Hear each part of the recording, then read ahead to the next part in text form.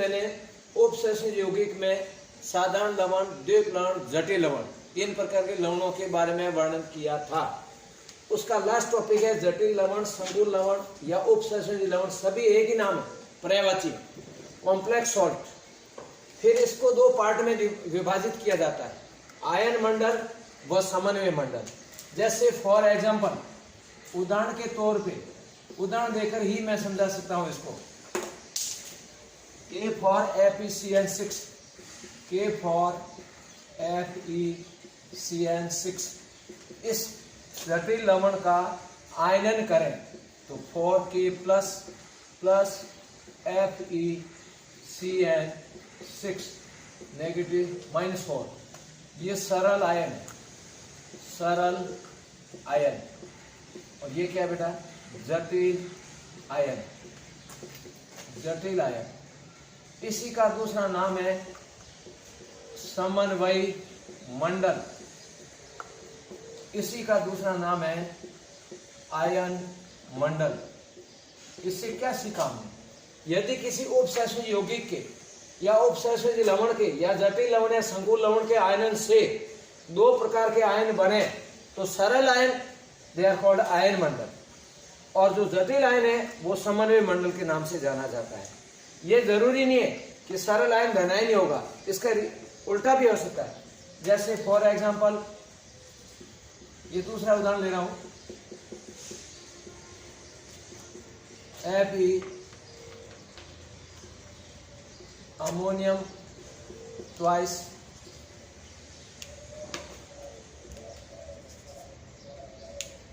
Ammonium twice के बाद C2O4 oxalate बोलते हैं इसको, ट्वाइस, और फिर ले लिया मैंने Cl3। इसका आयनाइजेशन करेंगे तो जटिल आयन जो बनेगा Fe, फिर अमोनियम ट्वाइस, ट्वाइस का मतलब 2, C2O4 का twice and plus 3Cl minus. अब 3Cl माइनस किया सेपरेट तो यहाँ आ गया +3। दे आर कॉल्ड आयन मंडल, ये आयन मंडल है।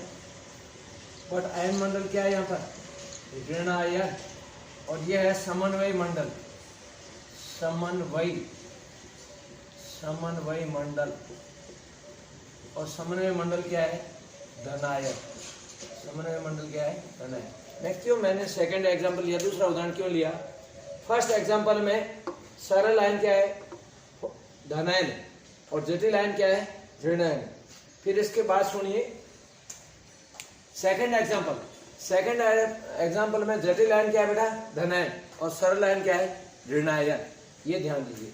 फिर उसके बाद ये तो आयन मंडल और समन्वय मंडल के बारे में सेपरेशन करके बताया आपको। इसकी परिभाषा, आयन मंडल की परिभाषा जैसा दिख रहा है वैसा है, फिर भी आप नोट करिए। आयन मंडल, आयन मंडल के बारे में क्या लिखेंगे, यदि जटिल लवण के आयनन से प्राप्त सरल आयन ही आयन मंडल कहलाता है। सरल आयन ही आयन मंडल कहलाता है। सरल आयन ही आयन मंडल कहलाता है। एंड सेकंड, समन्वय मंडल क्या है, फिर समन्वय मंडल के बारे में सुनिए, जो कि आपके सामने एग्जांपल पहले दे दिया मैंने। जटिल लवण के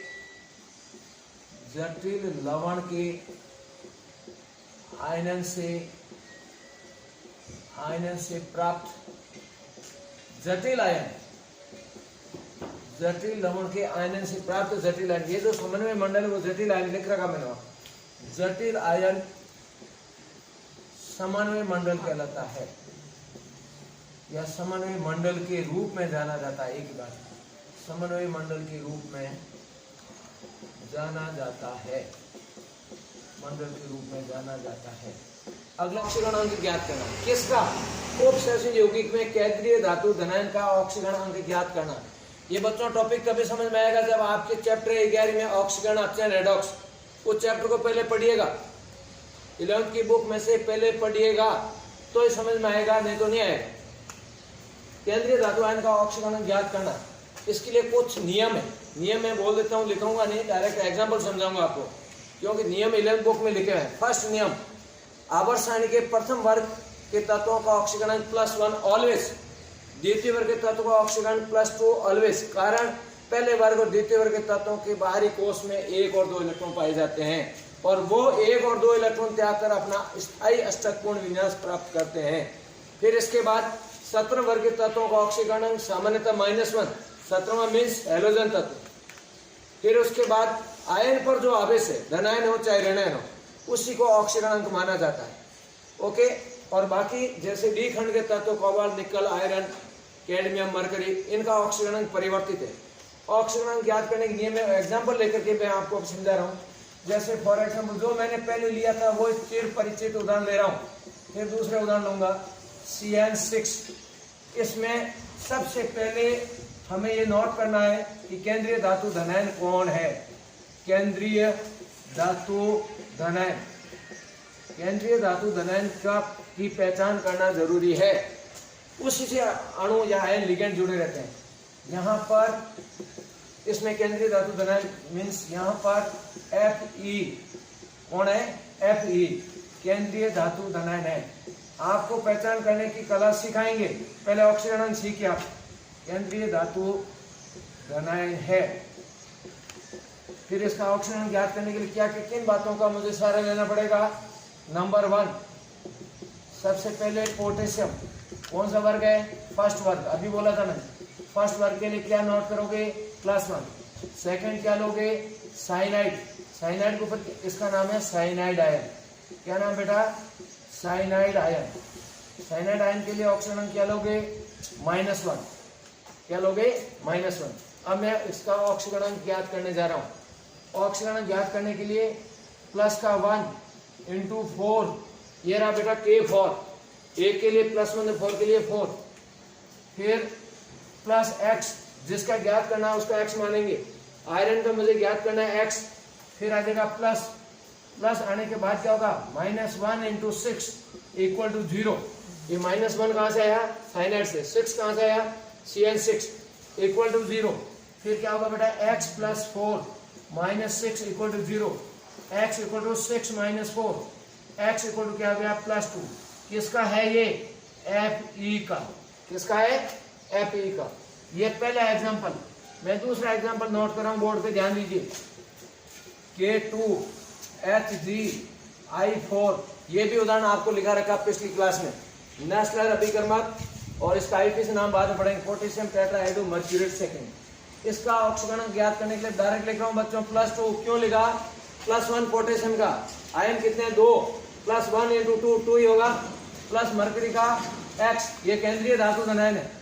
मरकरी यहाँ पर क्या है, केंद्रीय धातु धनायन है, केंद्रीय धातु धनायन है। प्लस फिर क्या हो जाएगा, -1 × 4 = 0, X = +2 -4 = 0, X = +4 और ये 1 मिनट,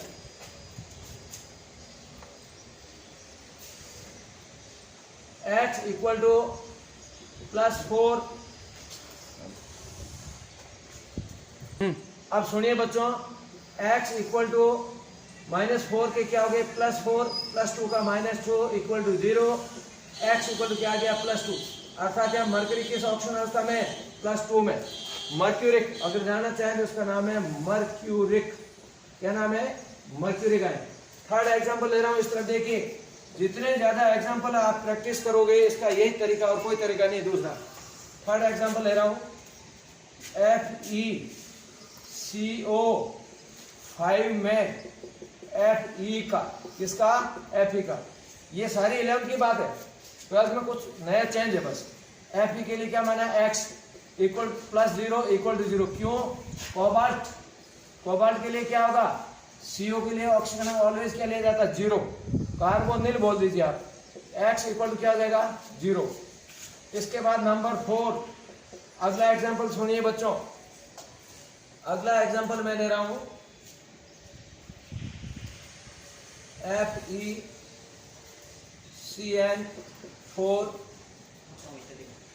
FeCN4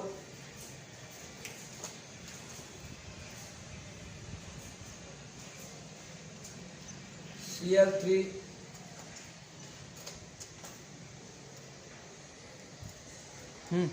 बच्चों सुनिए, इस एग्जाम्पल के बाद अगली क्लास में और आपको एग्जाम्पल देंगे, प्लस साथ में सुनिए आप 11th की बुक्स में रेडॉक्स चैप्टर के ऑक्सीकरण ज्ञात करने के नियम पढ़ के रहोगे। Okay, thank you.